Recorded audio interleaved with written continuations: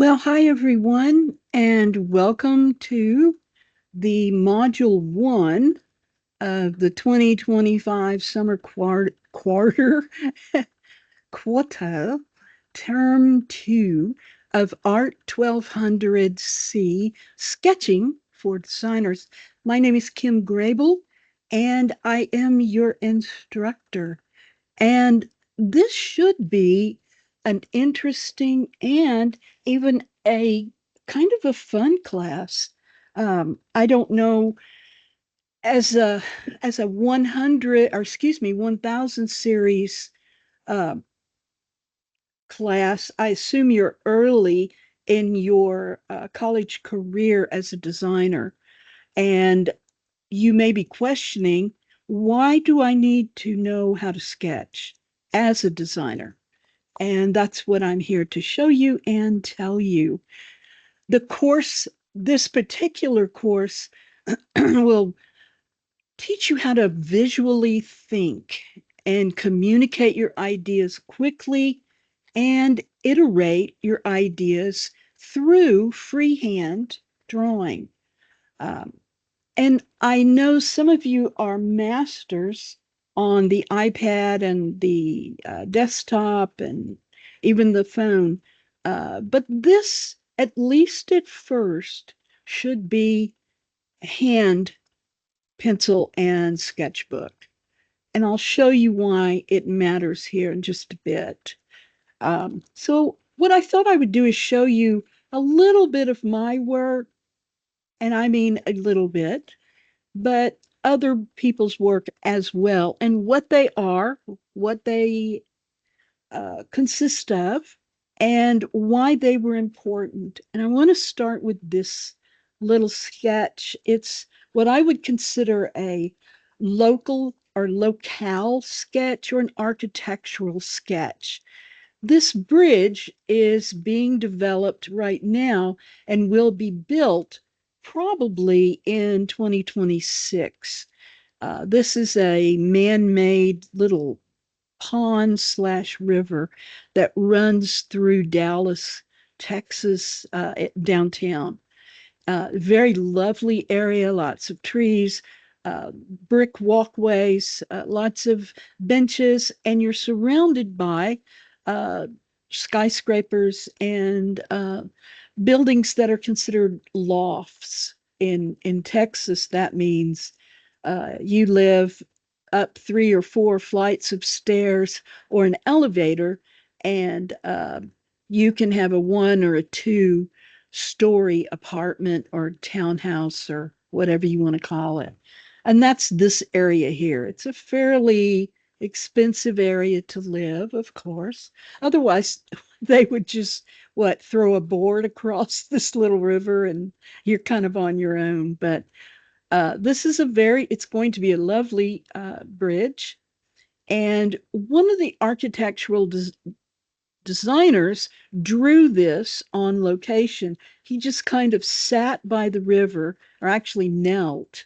And I call it a river, but it really is kind of a pond because it's man-made. And it does go for quite a ways in and into Dallas and around the mostly the business district. So it's a nice area, um, but it is considered man-made.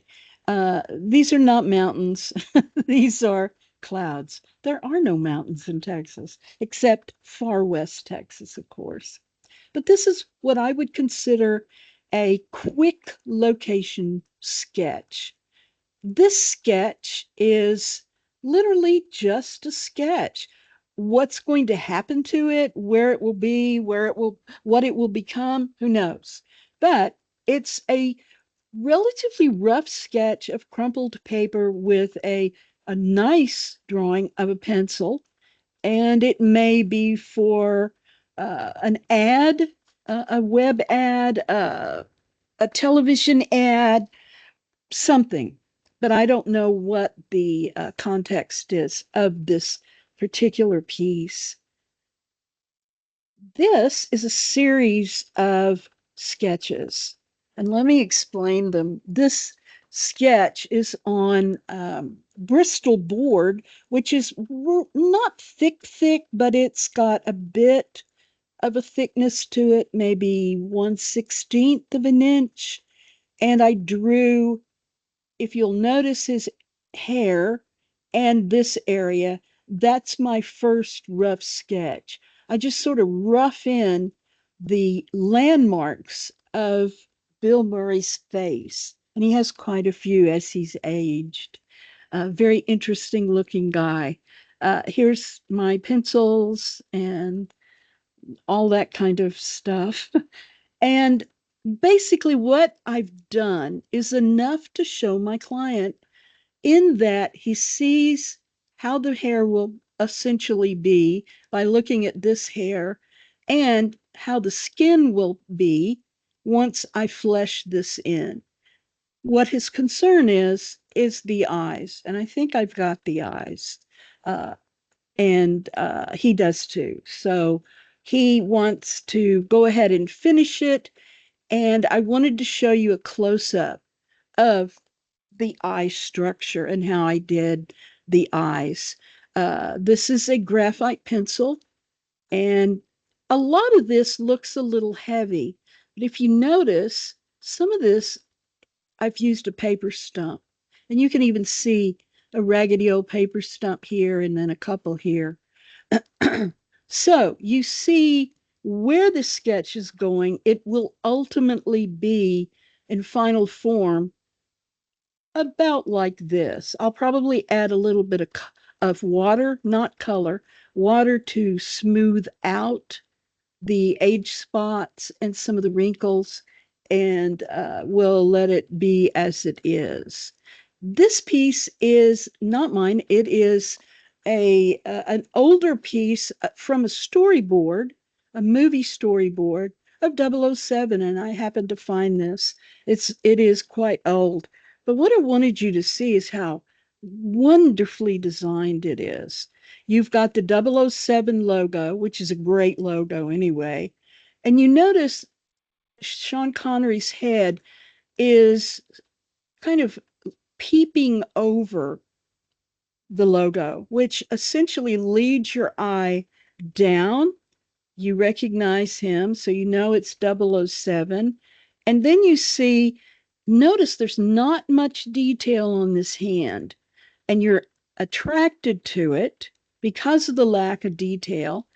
And then, of course, you see the gun.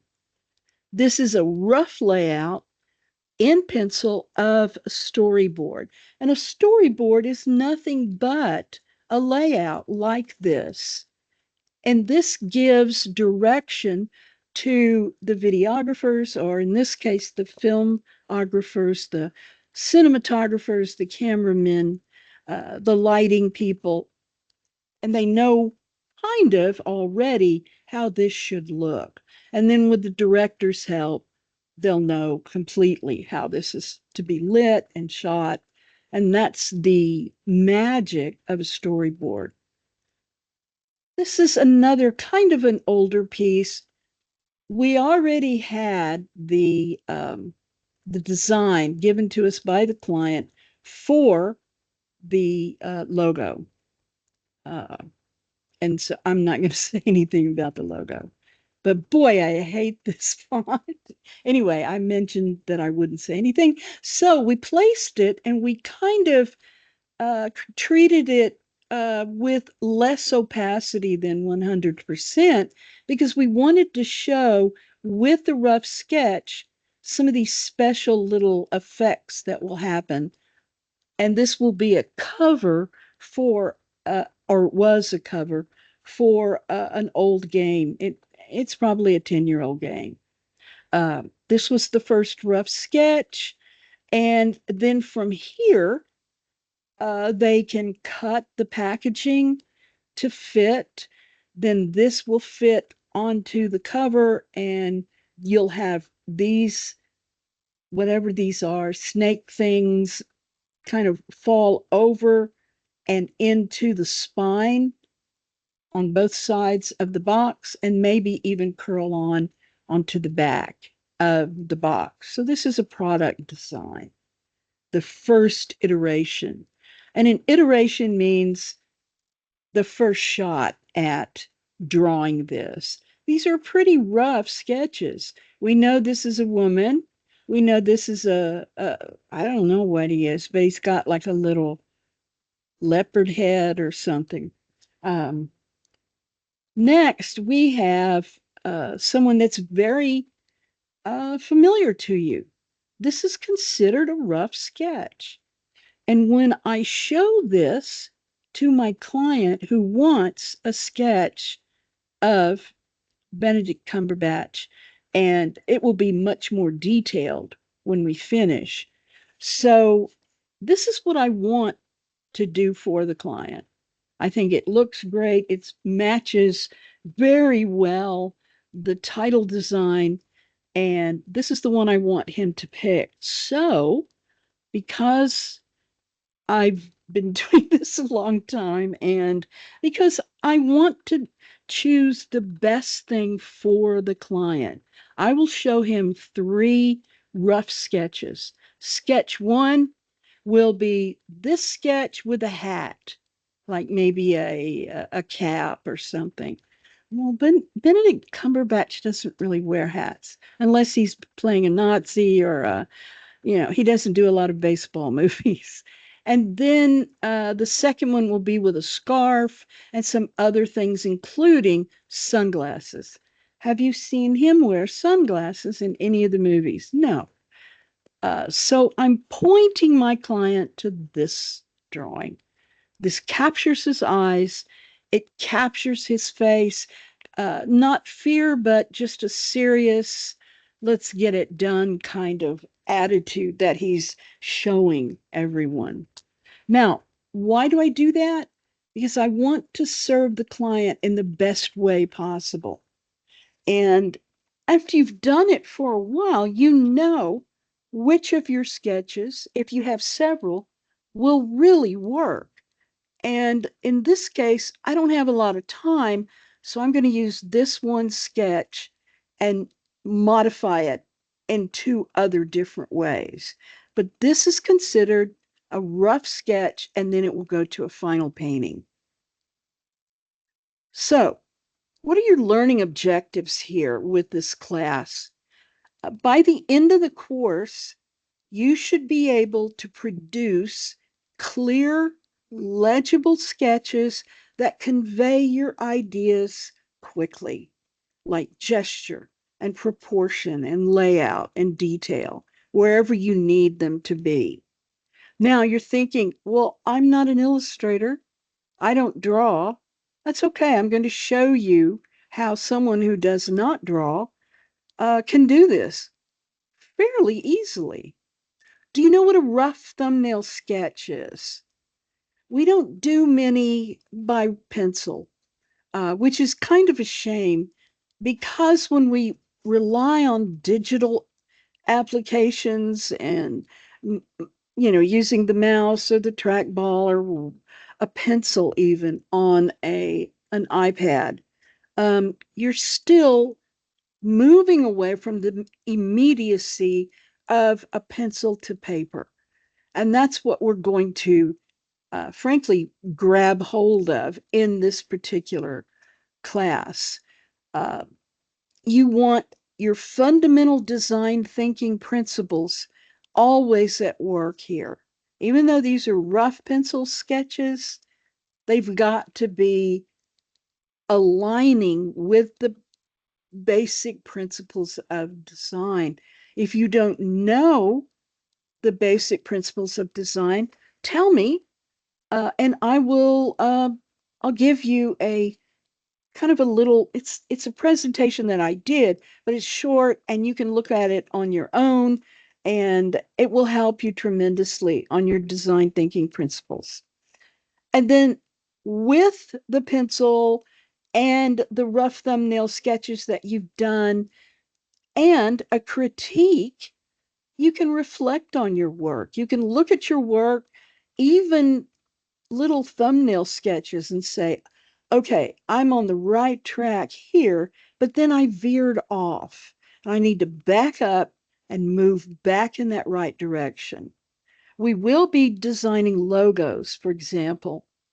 And if you've ever had the honor of being around a really, really famous or professional logo designer, it will change you.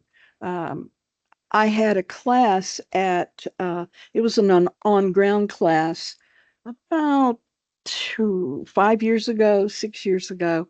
And I invited this gentleman, his name is Doyled, or was Doyled Young. He's since passed.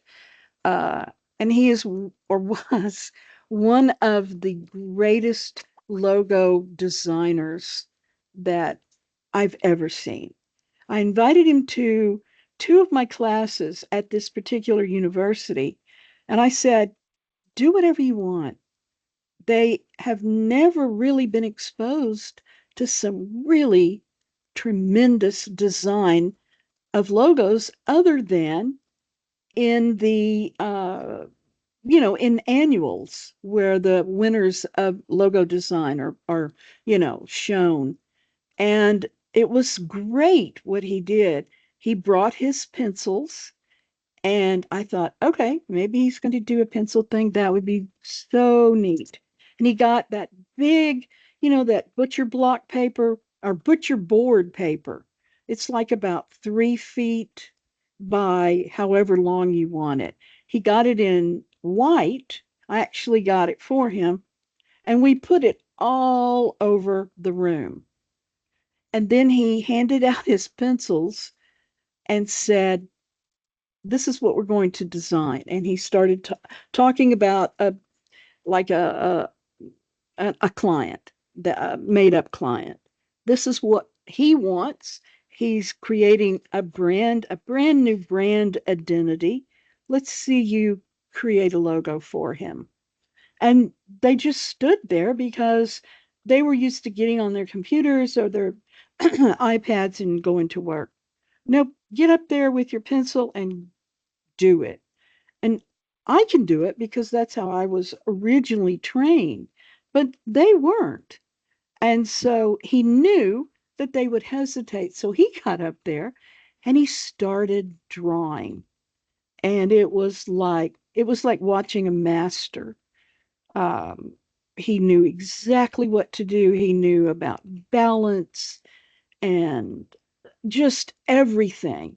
And as he drew his logo or one of his logo ideas, he talked about the company, the made up company, to help them get a grasp on what they're actually doing. And once they saw his work, they were crazy, like, wow, he's amazing. Let's get up there and see what we can do. And it was one of the best classes I had ever had especially on ground. There's something kind of magical about an on ground class when you get them all to stand up with pencils, walk over to a blank sheet of white paper, and create. And I can tell you, we had some gorgeous logos that day. And I'll show you some of his work a little later when we go into logo design. I'll show you some other great logo designers as well. Let's talk about your materials. What do you need for this class? Is it going to cost you an arm and a leg? No, just a part of your arm. It's not going to be expensive. Sketchbook 9 by 12 or larger. If you can, try not to get that ring bound sketchbook because they're difficult to use in some ways, and you have to rip the sheet out. When you rip the sheet out of a bound sketchbook like this with just a book binding, you don't tear up the sheet. So if you can get one with just a regular book binding, that's wonderful. If you can't, that's okay too. Get whatever you can get at the best price. I'm not going to be real specific about that. You also need pencils. The pencils are your primary tool, and they will be your most important tool. Uh, This Casimir, I've never used these pencils, but I've used a couple of others that I can recommend to you. I want you to have an HB, a 2H, and H means hard. So you'll have a harder lead on these high H pencils, and the lead will be very thin and very fine. And you really want to drift down to the B's. That's where you're going to do the really the most work is with heavier graphite pencils. So if you can get a 2H or an H, if you can get an HB, that would be tremendous. You're just going to need one each. Get a 2B or a B is fine, and then get a 4 or 6B. A 4 or 6, you can see how thick the lead is. And that interprets into thick lead, darker shapes and darker drawing lines. Now, two brands that I would recommend, Faber Castell, Fabercastell. And what I've used for 112 years is Statler Mars. They're blue pencils. The Faber-Castell are green, I believe, with gold tips down here. The Statler Mars they're blue. They're kind of a bright blue. They're on the same, they rate their leads exactly the same. Meaning if you get an HB in Statler Mars and then get a HB in Faber-Castell, they'll be exactly the same. Statler, Stae, let's see, Dler, Mars. And you can find all of this stuff in Amazon. You can probably find it at Hobby Lobby, but it'll be expensive and they probably won't have everything you need. I don't like them because of that. They never have enough or they never have the right stuff that you're looking for. They always have, um, oh, this is just as good stuff when it's really not. So you're going to need at least one kneaded eraser, and you probably know what this is, but it's sort of a clay plastic combination. You can stretch it, you can tear it apart. As it gets warmer in your hands, it's easier to play with and pull apart. I also have an X-Acto knife that I cut these with. And when I have a really fine point that I want to erase or a really sharp line, that's what I use the X-Acto blade for, is to cut these really sharp and then apply uh, the eraser. You're going to need at least one other kind of eraser, and it's Statler Mars. I know makes a plastic eraser. It's white and it has the same color branding. Um, you're going to need a pink pearl eraser. The one I use the least is the pink pearl, but I would highly recommend the Statler Mars or whatever plastic eraser. It's usually in white. And again, you can cut it up, put points on it, do all kinds of things. And at least one of the kneaded erasers. And this is how it looks when you're, messing with it. You pull it, I mean, all kinds of things you can do with it. Uh, and then you finally really have to have a great sharpener. This is so important. Don't go get one of those like 59-cent plastic sharpeners that they have in Walmart on the school supplies aisle right now. You're going to have to find this either in Amazon or an art store, probably. Now, the cool thing about this is it works wonderfully. Don't get an electric sharpener. because it will take your pencil and eat it all up. And you'll be buying more pencils than you need to. You see this little, looks like a silver blade right here? That's because it is a silver blade. You undo this little screw, slide that blade out when it gets, a little beat up, and slide a new blade. And I believe it's a number 11 exacto. But check to make sure because they may have some blades in the sharpener already for you, and you may not need to buy any blades. You're only in this class, what, 5.5 weeks? So one blade will do you, most likely. What other optional things do you need? You could use fine line markers.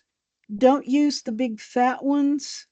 Don't use the little kid ones. Um, and definitely don't spend a lot of money on markers because boy, you can spend $200 and $300 on a set of markers. No, no, no, no, no. Get a fine line. Uh, I'm trying to think of some really good brands. Uniball makes a fairly good gel liner. It tends to, when it's running low on ink, tends to skip a bit. So be careful of that. If you can find a Tombow, Tombow pen, the pen's about anywhere from $5 to $9.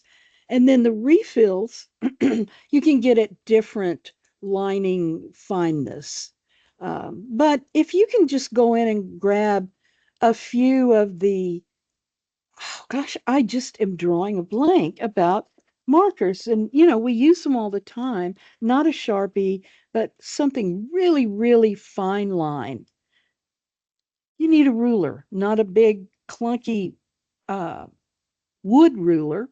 Get yourself, if you can find one, a pica ruler, Pica, or just get a little 6-inch metal ruler. We're not going to measure anything. You're just going to use this for to do straight edges. And I can never find mine. I try to keep it with me all the time, but I always, when I set it down, I don't know where I set it. And so I use everything from the edge of a piece of paper, a cardboard box. So you can do whatever you want. What we're trying to do is just get, you know, a straight kind of fine line. And I'll show you an example in just a bit. In your Blackboard class section, you have a course syllabus with my bio. And I will double check and make sure the most current biography is there. Read the syllabus. If nothing else, just glance at it. Make sure you know what's what. I will keep a calendar for you. I haven't started it yet, simply because I wanted you to have this first. We are putting more emphasis on attendance. I learned in a faculty meeting. However, we don't have a live lecture, at least not yet. If you want one, we can certainly have one. Live lectures are pretty great because as I'm, going on and demonstrating and waxing philosophically, you can say, whoa, whoa, wait a minute, I didn't get that part. Interrupt me and I can do it again, or show you again. So sometimes having, active participation in a lecture is great because you can ask questions, that kind of thing. So if we can all agree on a time when most of you or all of you can attend, I will make sure I can be available to actually do the lecture. So timely sketches, digital files when required, okay? We're mostly going to be using tools like hand tools. But at some point, I want you to start scanning and making your sketches into digital files so you can have them and keep them.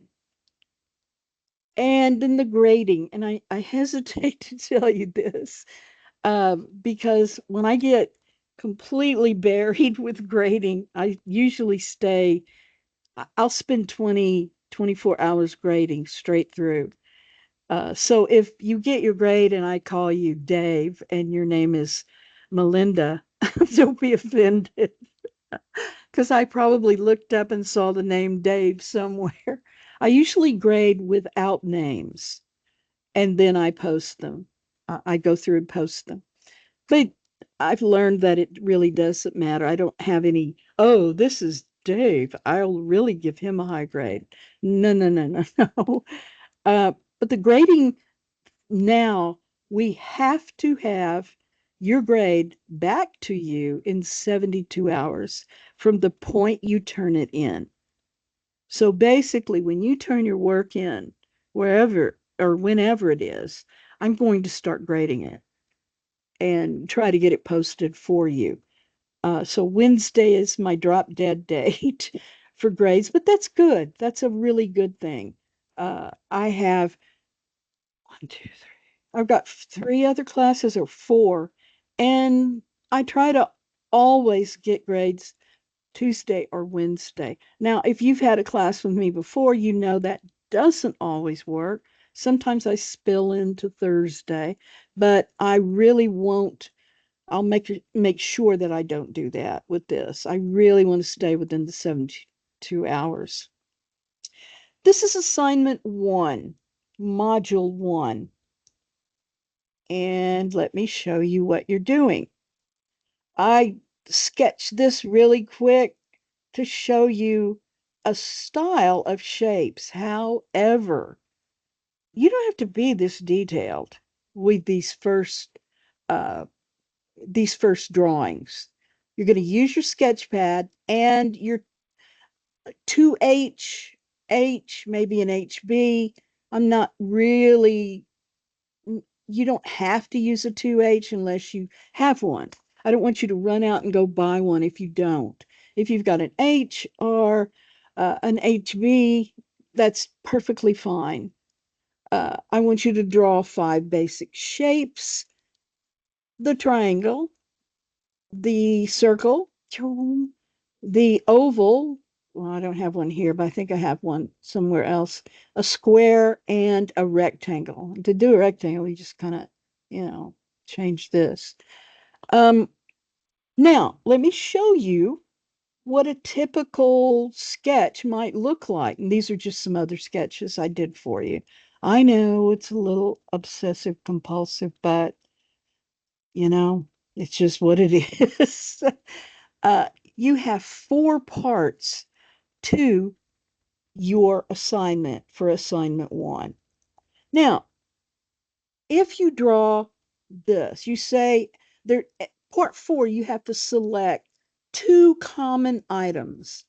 It can be like a coffee cup, or I would make it kind of simple if I were you. Um, and maybe this is the first drawing you do under number one. You just kind of zip zap, put it together. But as you move forward, you're getting better at it. You're looking at where the light might come, which would be the light would be over here. So this area would be in shadow, and this area would as well. Same kind of curve, though, that you originally created here. Now, if you don't, excuse me, I'm so sorry. If you like, grab a coffee cup somewhere, if that's your object, and put it on your desk and draw it. It won't be a huge deal, and I expect it to be somewhere in between these two, hopefully a little more here. But if you've never drawn like that before, you're going to be further on this side, and that's perfectly fine. And you can look at different coffee cups. You It's always easier to draw some or most of the time if you have a model.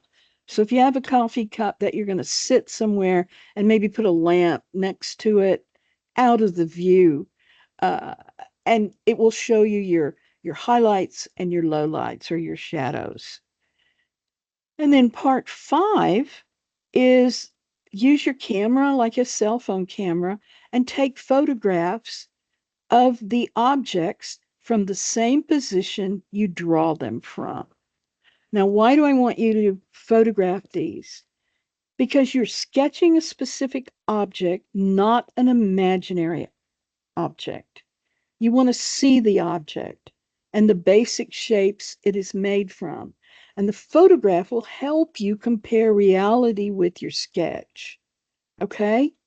Now, I would go with an object that's easy, like a coffee cup, like uh, I don't know, some pencils, kind of spread on a table, or just simple, simple, simple, simple. Not trees, not a landscape, not anything except something that's really simple. I don't know if you've noticed, but you have a little drawing that's in your um, I guess it's your label for this class, and it's just a little still life drawing. So you could even look at that and say, oh, okay, I could draw a shoe, or I could draw a box with a ribbon on it, or just try to keep it as simple as you can. Okay? Pay attention to what the shape really looks like from your observation point, from wherever you're looking at it. For instance, you could look at a coffee cup and never see the handle. The handle could be turned away from you. Okay? And then scan your sketches if you have the ability to scan, and save them. Um, I teach another drawing class completely different from this at another university, and the biggest problem I have is they don't know how to shoot their own work. And I've shown them how with a demonstration online, but there's you're in your dorm room. Well, they are. It's that kind of school, and there's not much room. So they either shoot their work outside on a really bright day, or they shoot it at night in their dorm room. So I have difficulty seeing their work, but that's their problem. You're not going to have that problem at all. Assignment 2, Module 1, Gestures and Forms from Basic Shapes. And this is what you're after. This kind of what's called a gestural figure drawing. Now, you don't probably draw this kind of stuff too often, right? Uh, so if you have a model that will do some of these poses for you, not just these, but I've got 2 other sets. There's these and these. There's no right way to style them. There's no right way to add depth and realism. Just capture the motion and the pose. And what I would suggest, if you don't have a model, and you don't want to gyrate in front of a full-length mirror, uh, go to the park and just watch people and sketch them. You're going to you're going to have people that look kind of like that, getting ready to run. Uh, you're going to have, I don't know about, oh, that could be somebody sweeping their porch. I don't, he's just weird and reaching to the sky. Let me show you some others like we talked about. This is, and you can see how the weight is distributed with the body. There's the knee and the foot balancing, and then one leg is going straight out. And this is a difficult pose to capture, but what I want to see are these shapes, the circles, the triangles. This is kind of a triangular shape in here to capture the torso. Uh, Notice the feet are not detailed, nor are the hands. Uh, but I just want to see movement. And if you use basic shapes, you will create movement without even meaning to. Uh, and then just what you're going to do, read the instructions, but you're going to be creating gestural drawings. And it will feel like you're just playing around, like you're doodling. Um, so allow that to happen, but make sure your person that you draw is full height, head to toe. If you want to go look for images, you can, but I would I'd go to the park. You can find this probably. You can find maybe this, somebody sort of waiting. This is a waiting pose. This is a waiting pose. This is a waiting or a getting ready to run. This is hi there. I'd like to have a date pose, I think. Um, but you see how just going to a park and looking at people moving will take care of this assignment for you. Um, and I don't want you to really worry about uh, erasing. I want to see all the little guidelines that you do to get where you're going. Okay. And that's assignment 2 of module 1. Let's see, what else do I need to tell you? Let me see. Um, your team's folder or your team's file uh, is ready. It has announcements, and if you click on files, there's nothing there now for you, but there will be in a few minutes. I'm going to put some perspective grids in the module 1 folder, and you can choose to use them or not. But ultimately, drawing in perspective will be